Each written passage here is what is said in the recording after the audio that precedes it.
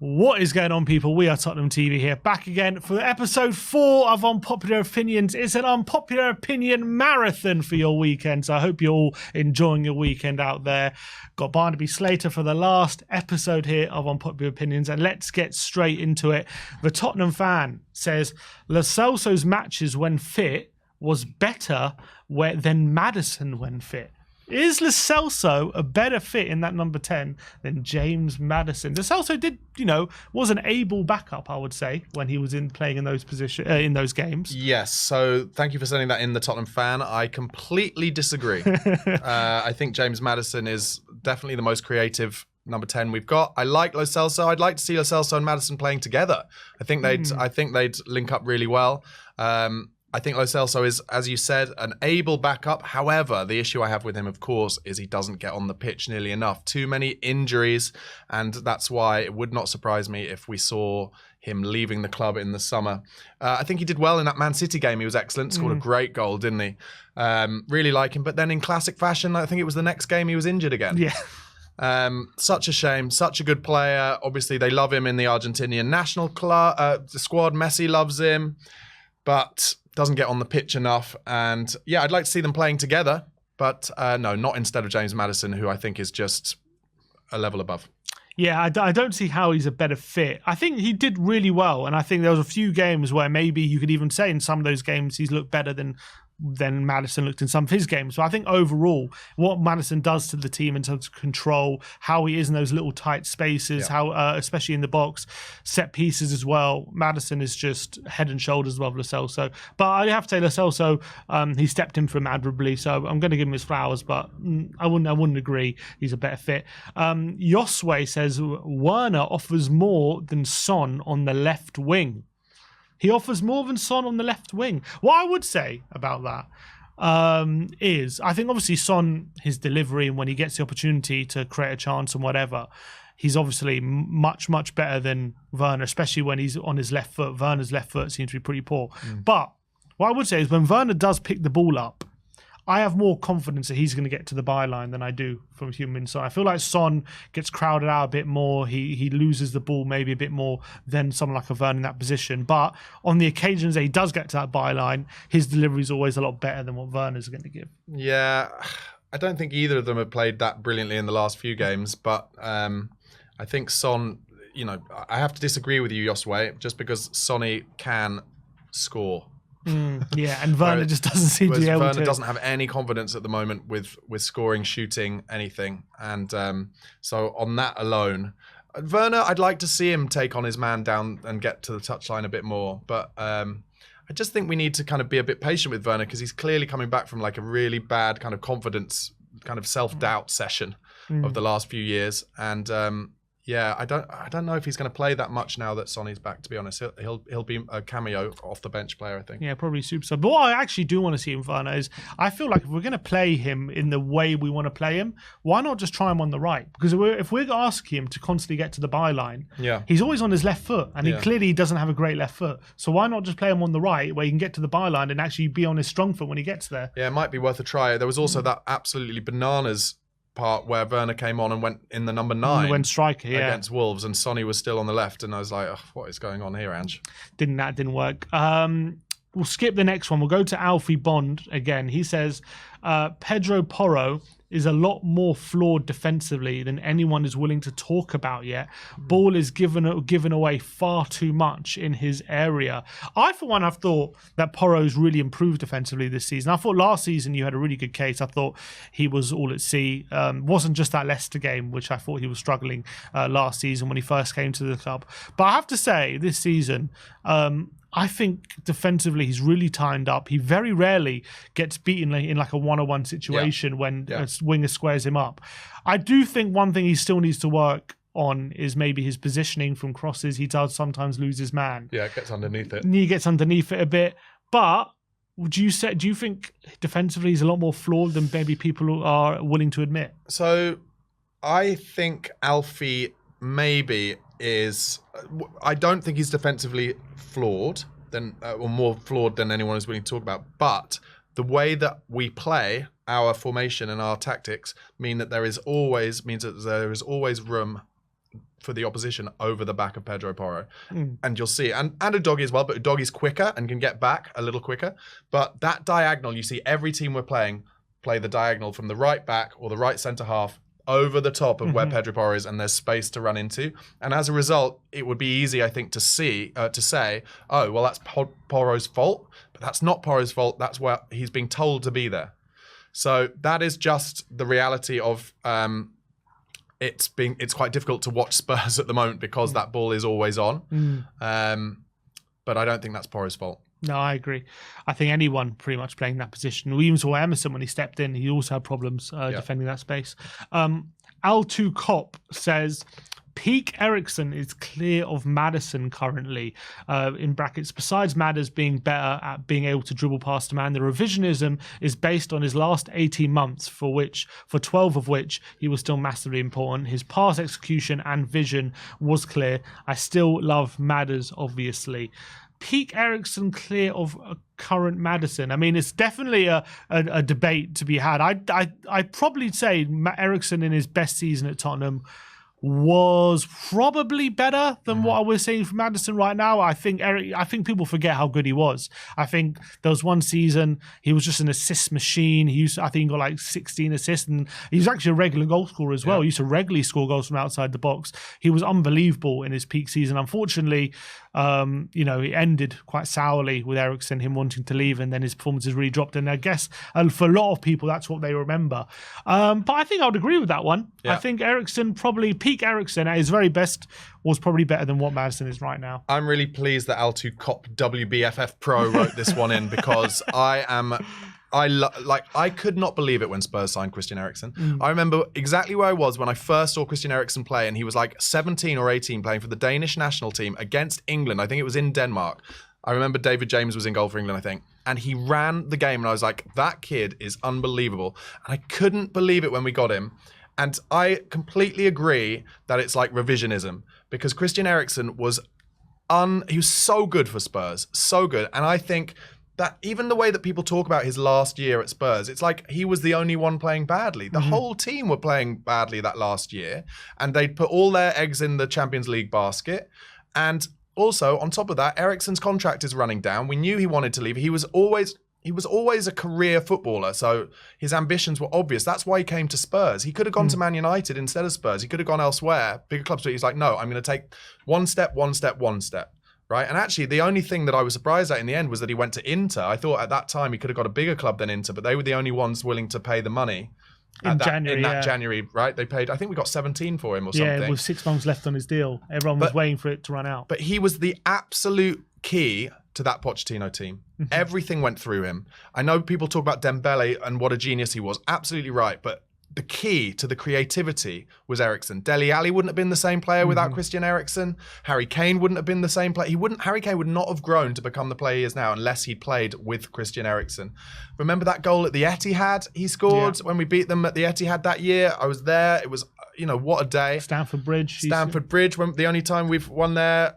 I mean, just an unbelievable footballer, and should be seen as a Spurs legend, but I don't think he is, which is a real shame. It is a shame. And maybe it's because just how it ended, and whenever a player looks to leave, there's always going to be a certain section of some. There's also going to be some fans who are just bitter about it, and he's not proper Spurs and all that kind of thing. And the other thing about Christian Eriksen, I'd say now, don't forget how good he was at Brentford, and now at Man United. And I know this is obviously, we should only talk about Spurs, but he's a Spurs legend in my eyes, so I'm going to say it. He is absolutely played in the wrong position at Man United. They have no idea how lucky they are to have him. And because of Bruno Fernandes, he doesn't get in the right position. And I bet his numbers would be better than Bruno Fernandes's. But that's just my opinion. I think he's highly underrated. I think he'll end up leaving Man United. And I hope wherever he goes, he gets to be like the main man. Because he could play in a similar way to how Modric has carried on. He could continue playing and creating chances until he's like 37, 38, if his heart allows him. I think for a long time as well, he was probably maybe second to De Bruyne as the best number 10 in the Premier League for sure for a long time. So he deserves his props. And look, maybe Maddison will hit it. Maybe Maddison will get there, but I just think right now I would take I love Maddison. What a player. He's the exact epitome of what a Spurs player should be. Like Waddle back in the day, like Hodl, like get on the ball, give it to me, like make everything go through me. I love Madders, but Eriksen was more of an understated but brilliant 10. Billy Hemming says Spurs are missing Lloris more than they are missing Harry Kane. Billy. Do we miss Lloris's leadership in the dressing room? I don't believe that Billy believes this. I don't believe it. Every popular opinion is a genuine opinion. Hugo is a club legend. Hugo was an unbelievable goalkeeper. Unfortunately, in his last few years, and it might be down to the different goalkeeping coaches that we kept bringing in or whatever, Hugo changed from being a front foot sweeper keeper to a stay on your line. Even like there were so many goals in the last few years of his Spurs career where they'd have a one-on-one and he'd still be on his line when they were like at the penalty spot. Yeah. And you're just like, well, you're not going to save that, mate. And I think we said it, was it this episode or the last episode of Unpopular Opinions? Vicario is like the most important player in this Spurs team at the moment, I think. So I'm not slagging off Lloris by saying we're not missing him. His time had come. He's a club legend, but we've moved on, and we would be in a lot lower in the league now if Lloris was still playing for Spurs. But in terms of this, okay, maybe this unpopular opinion may be a bit of a joke, but one thing that has been levelled at the current Tottenham team is, are they lacking maybe a bit of leadership on the pitch when things are not going wrong? I know Sonny's taken that captaincy role really well. I'm personally quite happy with the leadership group. However, I was having a few conversations with Spurs fans. They had opinions which I don't personally agree with, that on the pitch when things aren't going well, maybe we lack those leaders, you know, who maybe get us doing the right things again and get us take control of games again. When you're looking at like the leadership element, with Lloris now gone and those senior players, do you think we're in a good place when it comes to the leadership? Yeah, I do. I think I really like Christian Romero as one of the leadership group. He is a nasty piece of work. He's the kind of player I'd hate if he didn't play for my club. And I love, he shouts at them. I mean, I don't think Lloris was that much of a leader on the pitch, to be honest. He wasn't a shouter and screamer. He was more of a leader by example. So, no, I don't think so. And I don't think we're missing Lloris more than we're missing Kane. We're definitely missing 25 goals a season at the moment. In terms of Vicario, you said Vicario is our most important player of the season. Jasper says, I love Vicario, but if we could go back in the summer, I would have got Raya instead. Well, I think we wanted Raya, but I think he wanted Arsenal. But if Raya wanted us, would you had a time machine? Would you do the switch over Vic? Yeah, I wouldn't. But I do like Raya. You do like Raya. He's good. His distribution is unbelievably good. They've got a good keeper there, and you've got to, you know, as hard as it is, sometimes you've got to give it to Arteta. He made a difficult choice there, and he was like, if we're going to win the league, we need to upgrade. I'm not saying they are going to win the league, and obviously I desperately hope that they don't, but Raya is a better goalkeeper than Aaron Ramsdale. But I love Vic. I wouldn't change him for the world. I agree. CRXYSI says Hojbjerg is just a scapegoat for most our fans. He always does seem to be a player whenever if he plays and we do end up losing, he's one that comes in for the criticism, isn't he? Pierre-Emile Hojbjerg. Do you feel like he's scapegoated, or is the criticism for him justified? I think it's just, I think he's an excellent player, but he's not suited to the style of football that we want to play. It doesn't mean he can't pull in a 6 or 7 out of 10, and he has done quite a lot. But, you know, the analogy I come back to is Klopp's first season at Liverpool always. He had Lallana, he had Nathaniel Klein, he had players who were not suited to the style of football he wanted to play. Nobody thinks now about Klopp's first season and coming 8th or whatever, because he was given the time to bring in the players, and that's what's going to happen. That's why Pierre-Emile Hojbjerg won't be at Spurs past this summer. Not because he's been a bad servant for the club. He's been excellent, and every manager has loved him, but he's just not the right style. He is a great footballer. You watch him playing for Denmark, really, really brilliant. Remember that goal against Marseille? What a finish. So if he is a player just generally not suited, is it right for fans to be frustrated with him when he does play? Yeah, that's a good question. Or are they just scapegoating him? Or is it like not his fault? I mean, I think that he's not suited, but is he generally negatively affecting us then? No, he's not negatively affecting us. But you know, I think you could argue there are quite a few Spurs players who get scapegoated each time. You know, Brennan Johnson's getting a lot of stick at the moment. Pierre gets it, and obviously before he left, Eric Dyer was the main one who would always be blamed whether he was on the pitch or not. I think it's just, I personally think it's more like just the social media way of desperately trying to get clicks. But I think Hojbjerg is just quite an obvious one, because I think it's been pretty clear from when Ange came in that he wasn't Ange's kind of number one pick in midfield. Ducati says, I don't rate Chick King at all. Massive queues for really bland fried chicken. That is a very controversial. And that is sacrilege. Chicken. I love chicken. It's really good. It's got the chicken has got actually a really nice kind of kick to it. So I just have the chicken burger and I really like it. So is it worth the massive queues? I love it. Yeah. You would queue up every time. Well, actually, when I used to get chicken in my chicken years, it was when I was turning up at the ground about 2-3 hours before, so the queues weren't there yet. So actually, I don't actually stand in the queue for chicken. I see. So there's a tip for everyone: get to the ground early if you want to get chicken, and maybe Ducati if you get there early, the chicken wouldn't be as bland. White Hart Payne says Van der Vaart was overrated. Van der Vaart was overrated. He is seen as like this amazing Tottenham legend who was unbelievable his time at Tottenham. Only lasted 2 years, unfortunately, when he was here. Overrated. I thought he was brilliant when he was here. I thought absolutely brilliant. But is there a reason maybe, he didn't stay beyond 2 years? Shame on you, White Hart Payne. Shame on you. You do not say that my Rafa van der Vaart is overrated.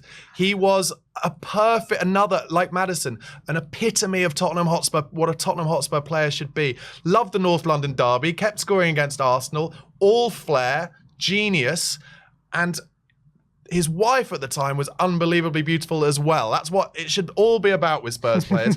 The reason he left is because your man Villas-Boas came in, and the first thing he said, I've seen this interview with Van der Vaart, the first thing he said is, "You won't be playing for me." And so Van der Vaart had to find somewhere to go. I think he went back to Hamburg first, maybe. He went to, did he? No, yeah. Anyway, and he didn't want to go. But the argument you then say is Villas-Boas said that to him because he wanted to play Bale in the 10, in a free role. And realistically, you couldn't have played both of them in that kind of position. And Bale's last season for Spurs was unbelievable. So, no, he wasn't overrated. Top player, played at Madrid, played in brilliant Ajax teams, played in a World Cup final for Holland as well. And he was unfortunate in the way he left, but loves talking about Spurs. Came back to Spurs, I think, for Ledley King's testimonial. He put on a few pounds, that's for sure. Top player, though. Just to play devil's advocate on that point, why do you think if he was so good like we all remember, why did no one better than Hamburg come in for him to sign him? Yeah, it's a good question. I mean, he was probably on quite big wages. I think he was probably on at least 100 grand a week at the time, which was big for Spurs. And he was, 31, 32 by that point? I think 30. I think we signed him at 28. Yeah. So he probably got 30. It was a bit of a strange one. One of my favourite signings for Spurs, the way it happened as well. It was a real football manager kind of last minute. That was brilliant. One of those ones that I was always like, why can't Spurs go in for a player like that? And then we did. You never get those kind of signings anymore in the social media age. Right. Gray says, we should look to sell Son in the summer. I hate to say it, but we need to cash in while we can and bring in someone young like Neto. Is there an awkward conversation about Son to be had with him being 31? If a big offer like from, I don't know, Saudi comes in for over 100 million, would it be stupid not to sell? There was a rumour just this week that Saudi are looking at Sonny and Mo Salah, taking them from the Premier League this summer. He has just become captain. He's been, he's obviously the face of the club. With with what he brings in, with a lot of the South Korean fans that come to the stadium, all that kind of stuff, and all the attention he gets, is he worth even more than 100 million to Tottenham? Yeah, it's very much a no from me. I wouldn't sell him. I don't think anyone would bid 100 million for a start. I can't see Sonny wanting to go to Saudi at this point either. And like you said, he's basically the ambassador for the club, and he's still playing great football. I think sign him up. 10-year contract. He can become a coach. He can do whatever he wants. Is he, the fact that he stayed, is he now a bigger legend than Harry Kane potentially? Is his stock higher? Does he have to win a trophy for that to happen? This is a difficult one because there's a corner of the Spurs fan base who are annoyed at Harry Kane for leaving, but I'm not. And I think Harry Kane is the best player I've ever seen. But he did leave and Son didn't. I know, but I think Harry Kane is the best player I've ever seen at Spurs. But I guess how you define bigger legend, is it a better player or is it, loyal player? Like who deserves more love from the fan base? Harry Kane has only played for one English club. Sonny has played for a number of clubs.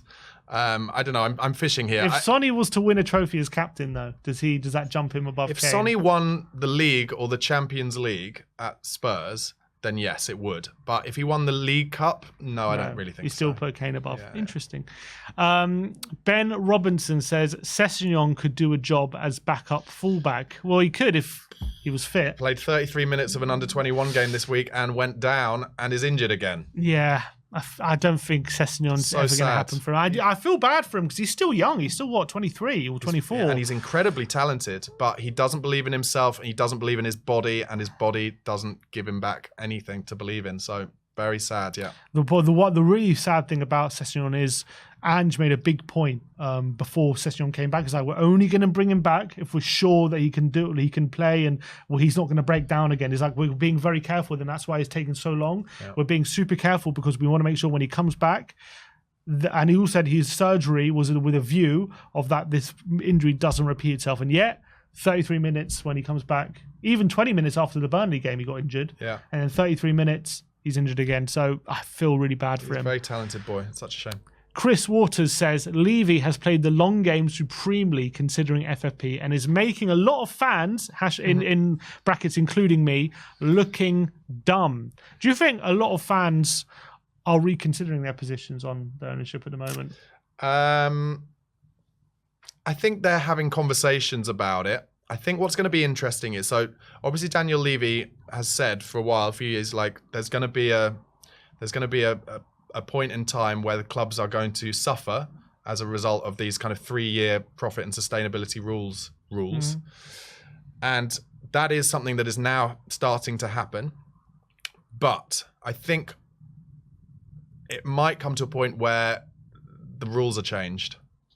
And Manchester City, I think, will be the ones responsible for that. I've got to, increase the level you can spend, basically. Yeah, to find a way that, because if you think about it in terms of the Premier League are now for the first time in a position where their clubs can't necessarily go out and buy the best talent from around the world. And the Premier League will always look after their brand. And if they get to a point where it's like, oh my God, like Manchester City, we've had to relegate them, and Chelsea can't buy anyone. They want, the biggest names in the world anymore. And suddenly they start going to Spain and they start seeing that there's a catch up. Then I think that's when the Premier League will change their rules again. So it's whether Spurs can really benefit from hopefully what is now going to be a few years of us being the best run club financially and other clubs suffering before I think something will change in the rules. Yeah, I think at the moment, it'd be silly not to acknowledge the strong position we're in.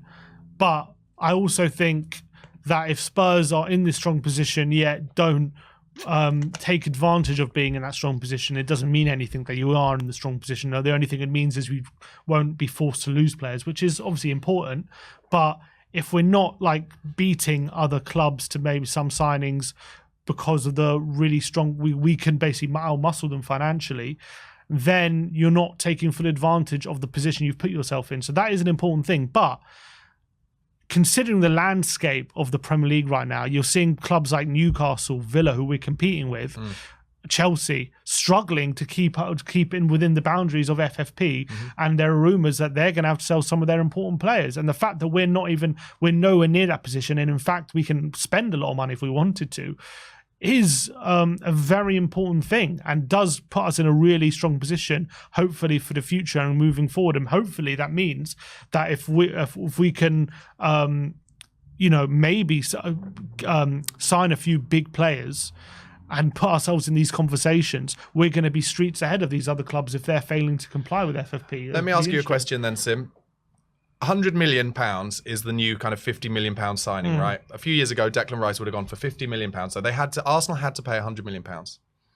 Do you think Spurs are going to spend £100 million on a player any time in the next 3 years? No. No, I don't either. No. And I think so. But they don't have to. Maybe if they spend £50 million on 2 players, right. You know what I mean? Yeah. But I think in terms of what Chris has said here, is, considering FFP is making a lot of fans, including me, look dumb. I think there is going to be fans this summer or in the next few transfer windows who are like, why are Arsenal spending £100 million on a player, but we're not? And actually, I think this has coincided. Yes, we're in good position, but it's also coincided with, for the first time in quite a while, we've got a manager who I don't think wants to spend £100 million on a player. He wants to buy the right players, the right mentality players, and the right people to have around the group. And also young players who fit in and will grow with the team. So I can foresee us buying more of what I would call Mickey van der Ven's. 40 million pound players, really talented, who've been properly scouted, who can grow with the team. And I'm happy with that. If our next 5 signings are like Mickey van der Ven, Do you know what I mean? Yeah, that'd be we'll great. be there or thereabouts. Definitely. So I think there'll be a corner of the fan base, though, who aren't happy with that. And they'll want to see us matching the money that Arsenal is spending, but we're not going to. Yeah, I think I agree with that. But even signing like a few, even if it's 2 or 3 Van de Ven type signings or whatever, Maddison, that's still a strong position than a lot of the other clubs that we're competing with. And that's, not as easier said than done. Last but not least is Dom Churchy, and he says Bryan Gil still needs more time. Bryan Gil needs more time. I mean, he nearly left in January. He's still around. I think what he needs is more protein shakes. He needs something. I don't know. I don't know. It's just not big enough. Like, it's simple and it's a shame. I saw that clip just earlier today again of I can't remember who we played. Eintracht Frankfurt. He came on and he waltzed through their back line and won a penalty. Do you remember that? And he's a supremely gifted player. But the Premier League, you need to muscle up a bit. So he's the same size in height, I think, as like David Silva or Bernardo Silva even, both of them. But they're bigger. They put muscle on. He needs to do it. It's not going to fly otherwise, because refs will not give him and do not give him the fouls that he deserves because they're like, oh, it's so lightweight, it's his fault. Yeah, and I just think as well, it's been so long in the Premier League. I've never been fully convinced whenever I've seen him. I think he looks nice and sometimes he can do some nice things, but also I feel like his final ball, when he really gets near the penalty box, it just hasn't been good enough, and he's had enough opportunity. I just think maybe the Premier League right now is just not where he needs to be, and I would love for him to get a Premier League move and then maybe prove me wrong, but from what I've just seen him... He turned down Brighton in January, didn't he? Yeah, because he wanted to stay at Tottenham, so... That's, look, I don't think more time is going to help him. I think that more time is just going to stagnate him even more. I can't see him at the club past the summer. Yeah, I agree. But look, that is it for all your unpopular opinions. Thank you, everyone who's sent in your unpopular opinions on X. Really, really appreciate all the opinions that you shared today. I had a great time with Barnaby going through and reacting to all unpopular opinions. If you enjoyed what Barnaby had to say, please do go subscribe to his YouTube channel. The link will be in the title of all the unpopular opinions that we do post over this period. So big up to everyone who's watching the video. Appreciate you all. Hope you enjoy your weekend. Like, subscribe, and comment. And as always, come on, you Spurs.